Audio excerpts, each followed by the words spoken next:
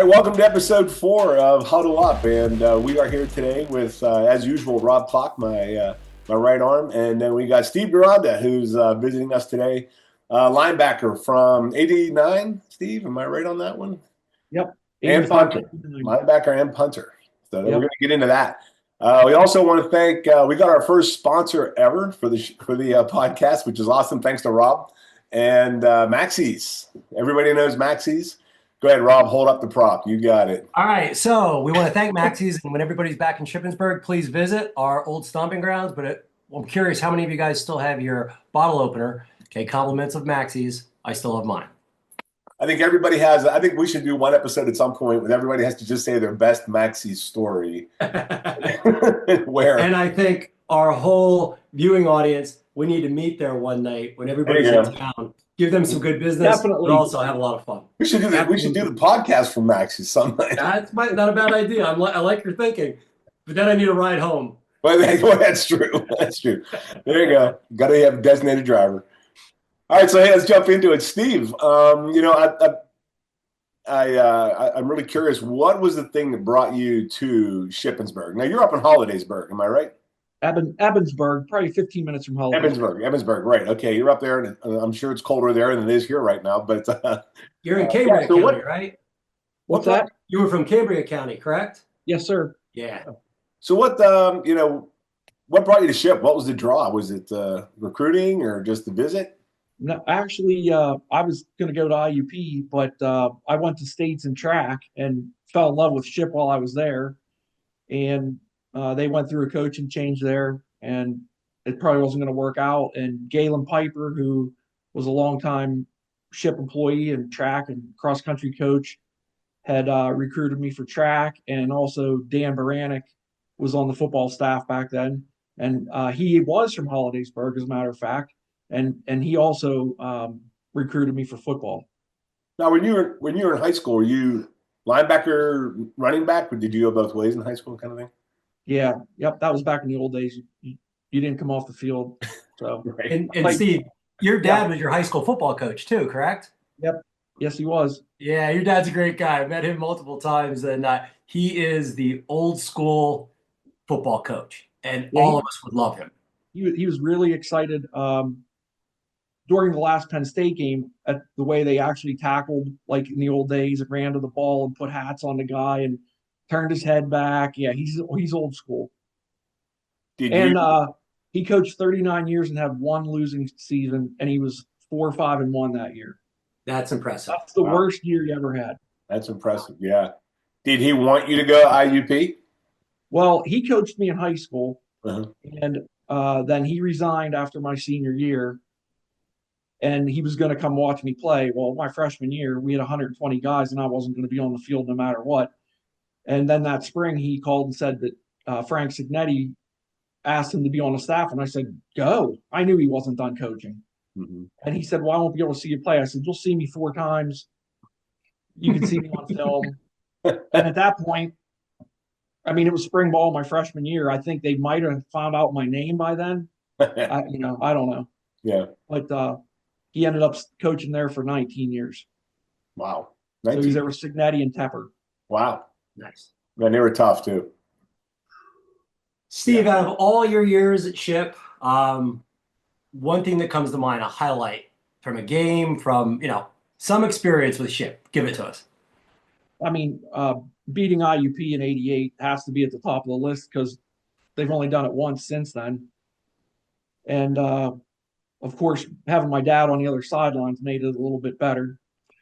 That had to be something with your dad coaching and you on the other side. I mean, that had to be. So before the 88 game, he came to my apartment because they would stay in Chambersburg. So he came to my apartment in College Park after they had their team meetings. And it's funny, he came in. He's like, "Are you ready for tomorrow?" I said, "Yeah." And he may or may not have told me that they were going to try to block one of my punts. He didn't. So he always wanted me to play great, but of course he wanted IUP to win. He actually played at IUP as well. I said, "What do you think is going to happen?" And he said, we're going to beat you guys." And I had a roommate that was already in bed he had a great happy hour, and on a dead sleep, he said, "We're gonna kick your tail, Chuck." And so I have a great photo. Maybe I can share it with you guys someday. Um, During the pregame, my dad was up in the press box and he's going like this, and he's pointing at himself, and then he's pointing at me and he's going, Wow. two. So at the end of the game, I'm on the track and I have no idea how they got a photo of it, but I'm pointing up to the press box to my dad and he's going, and Nice. and they, I mean, it's framed downstairs. It's a great memory. I hope no one has to remind me what happened in that picture, but Yeah. so far I remember what happened. So yeah, I beating IUP had to be the best memory. Nice. I mean, I had a lot of them, but that takes the cake. Did and really just briefly talk about like so you were multi-time all conference, you punted, you were a linebacker. Can you talk a little bit about like maybe some of your achievements, man? Well, I would like to tell you how I became the punter because I don't know, maybe a little lazy. Or so my freshman year is 120 guys. I was recruited as a running back. I quickly decided I didn't want to get hit for 4 years. I wanted to hit, and I said, "Hey, can I play defense?" And they're like, "Yeah, go." They didn't care.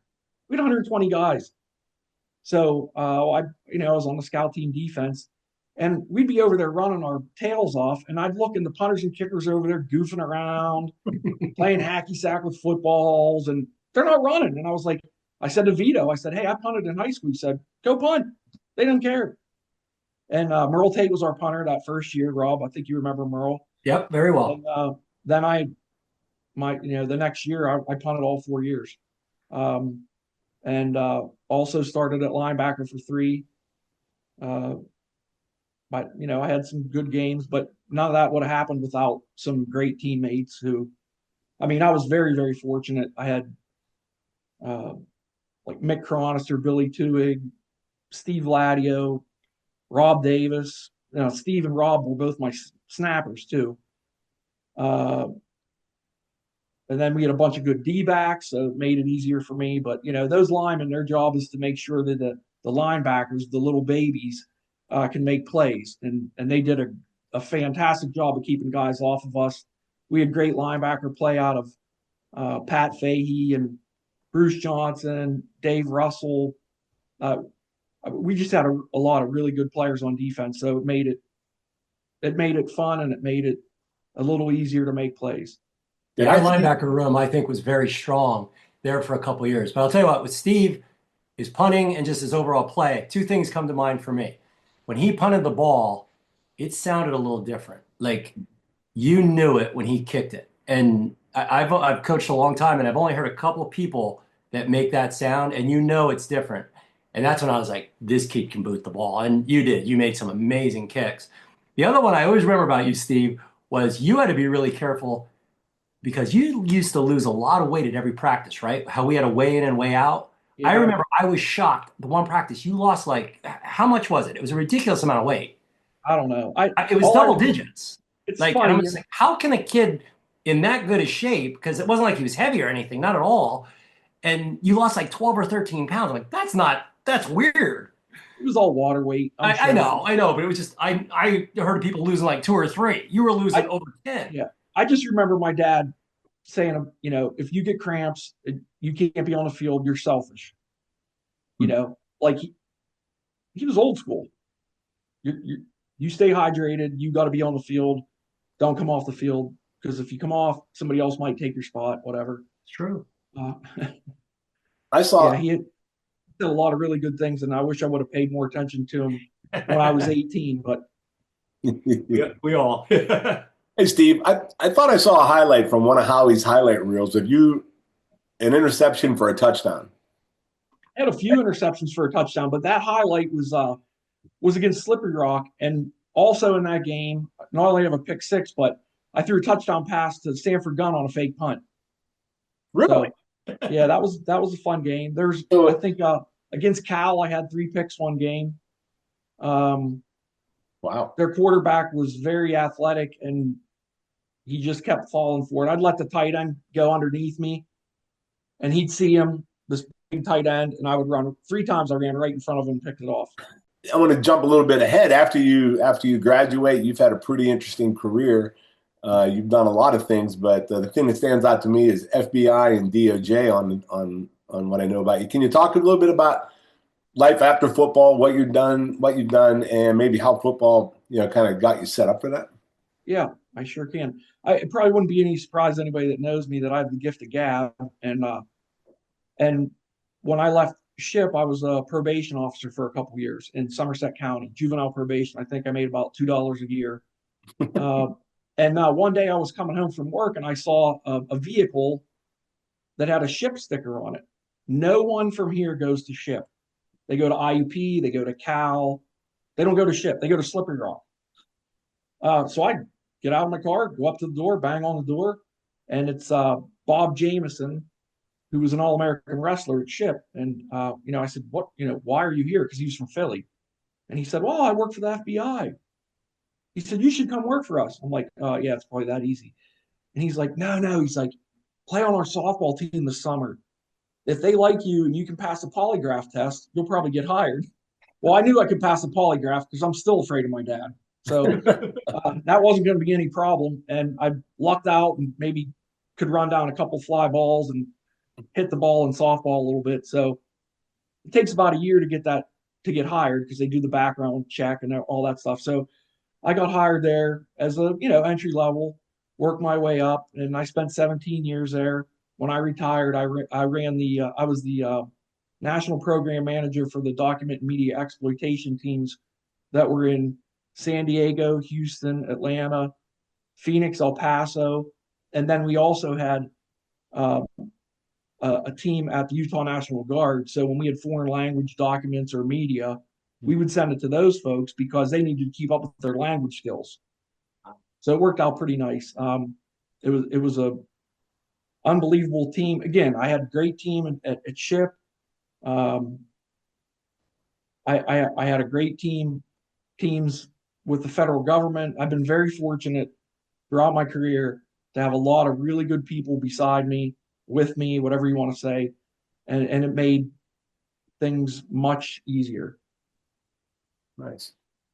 Here's one for you, Steve. It's a new question. You're the first guest. We're going to ask it. We're going to try to repeat this one because with college football changing so much today, becoming more business-like, let's be honest, let's call it what it is, with the NIL deals and with the transfer portal and everything happening, our hypothetical situation, ready? So if you were that age again, what do you think? Do you think you would still go to one school and stay there? Or do you think you would look at your options and see what's out there because of the availability of NIL deals and the transfer portal? What do you think? Hypothetical situation. I would have stayed. And I know that's probably hard for anyone to believe because of the amount of money that they're tossing around.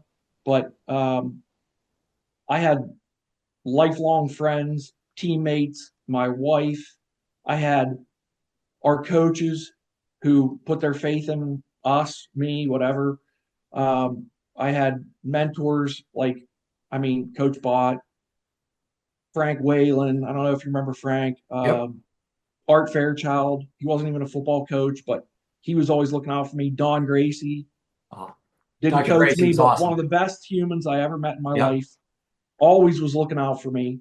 The late Bill Enfield, Andy Enfield's father, and his mother, they were my second set of parents. And that was all Ship. I mean, hey, why do I keep going back? Right. I don't come back and just say, oh, hey, Fran, hey, Rob, hey, Meats. Like, it's the whole community. Yeah. And I love that. And I wouldn't trade anything for my wife and my kids and those relationships. Hey, none of my roommates played sports. But John Kinsey, Jack Boyer, Jeff Lebo, those guys, my 3 best friends on the planet. And I met them at Ship, and I couldn't imagine not spending time with them. We text every single day. I do think that's something that kids are going to miss out on today. Yes, they're getting their NIL deals but I don't think they're going to make the same bonds that we made with our friends. I really don't think so.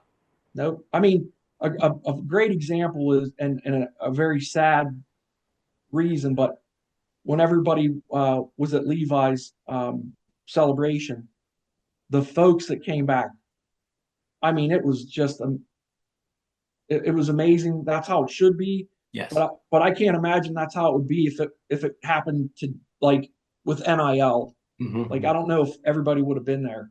Yeah. But I saw people there that I hadn't seen in 20, 25 years. Yeah. That family feeling. You're right. Yep. Well, I heard a thing the other day, and they were talking about the guys, the line on the Philadelphia Eagles, and they were saying how those guys do everything together. They eat together. They do everything together. And I know in the 80s, that's how we were at our group. I mean, we grew up together, 4 years together. The O-line, by the time we were all seniors, we were attached at the hip, and we did everything together. I just can't imagine, and I hear what you're saying, Steve. I would be the same way. I feel like the commitment and the loyalty would be more important to me than chasing something, because you're going to go another program. Who knows what it's going to be like, Yeah, I named my kid after Dave Russell. Ford Chapman. I mean, I can't imagine life without that guy. We're roommates, teammates. I can't imagine it. Yeah, it's going to present challenges. And we're going to talk to Jeff Michaels next week on this program. And ask him some questions about just, how do you handle that, in college football, college athletics in general today. It's got to be a crazy challenge to keep guys together, to bond that team. Yeah. I don't know how there's not I understand the NIL. If somebody offered me $1.5 million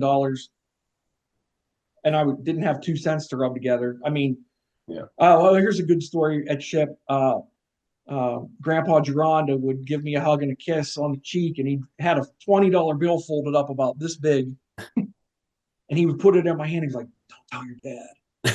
That $20 lasted an entire month. Yeah.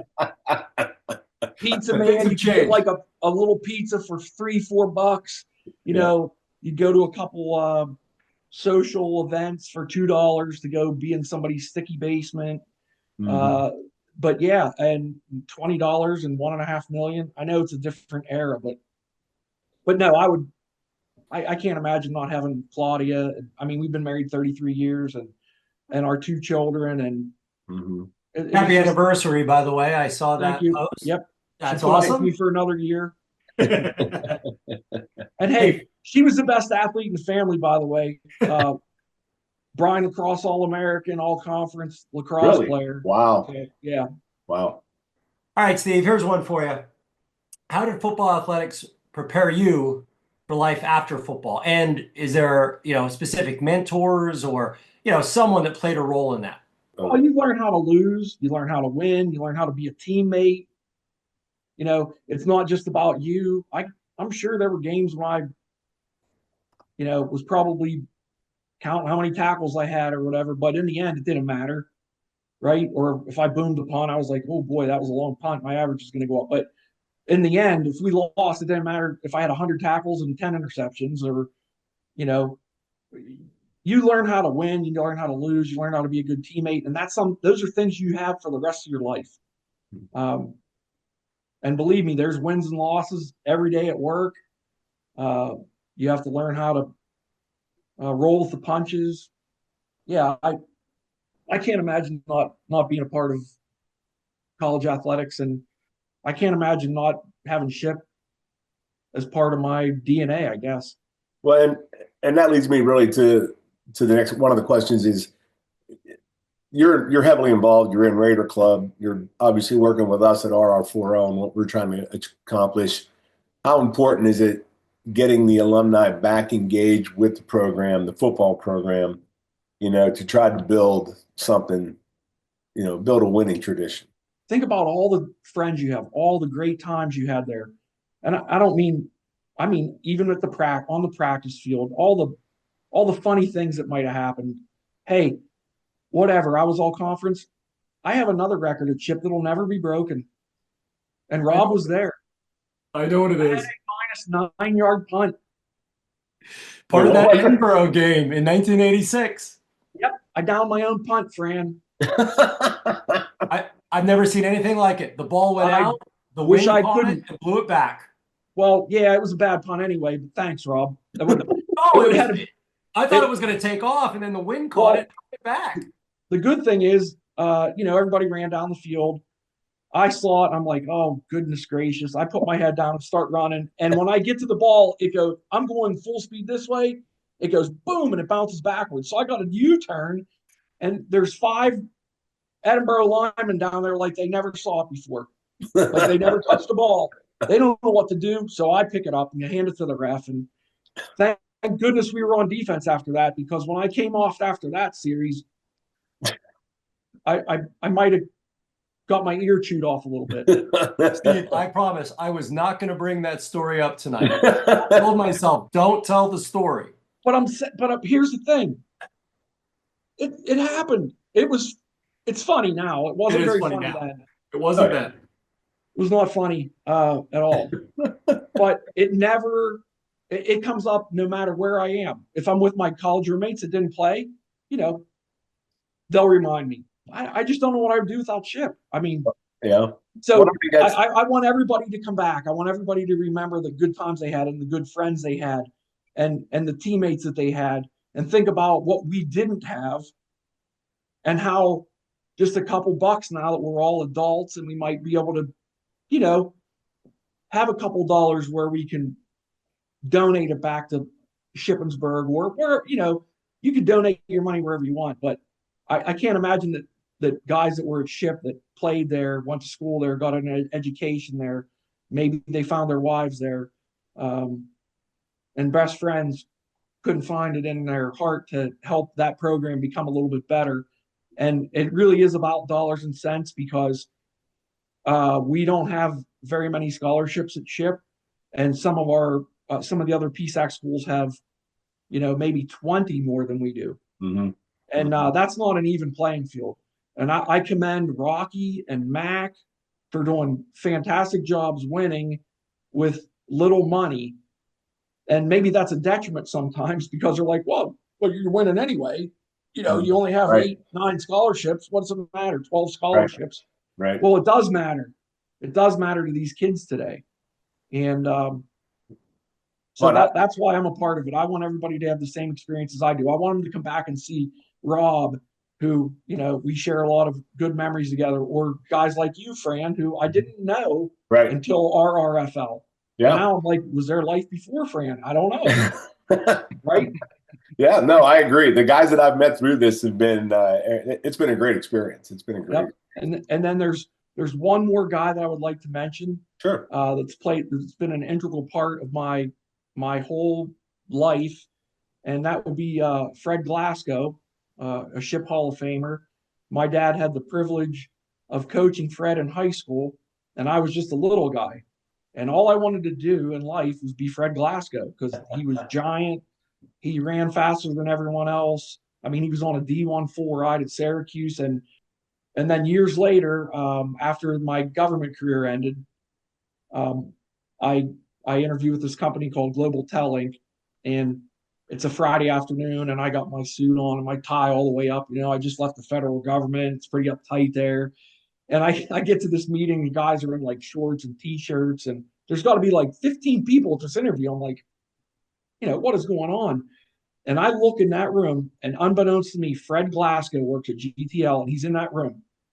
And immediately I just I relaxed, And the guy running the interview said, Steve, the easy question, like you get at every interview, tell us a little bit about yourself. I said, where do you want me to start? He said, from the beginning. I said, when I was a little kid, all I wanted to do is grow up and be Fred Glasgow. They went nuts. I got the job. Fred and I got to work together for 6 years. It was awesome. Oh, yeah. Awesome. Well, so just to wrap it up, I got my Live Like Levi shirt on. Just wanted to kind of just touch base. There was some tragic news in the paper the past week, and I'm sure people have seen it.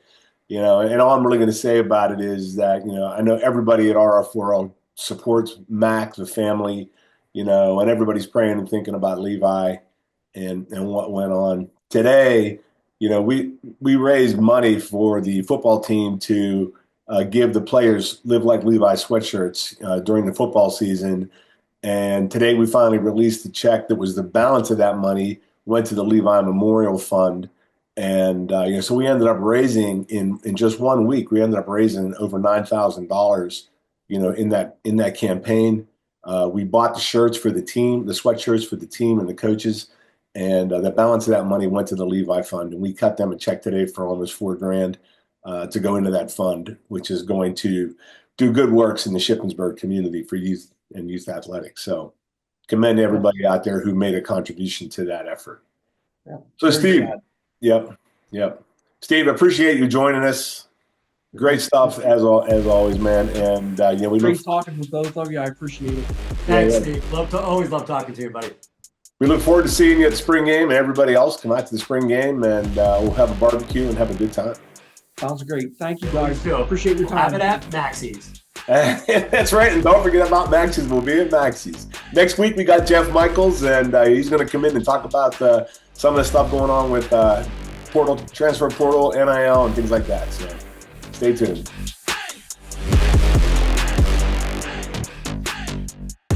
Good luck!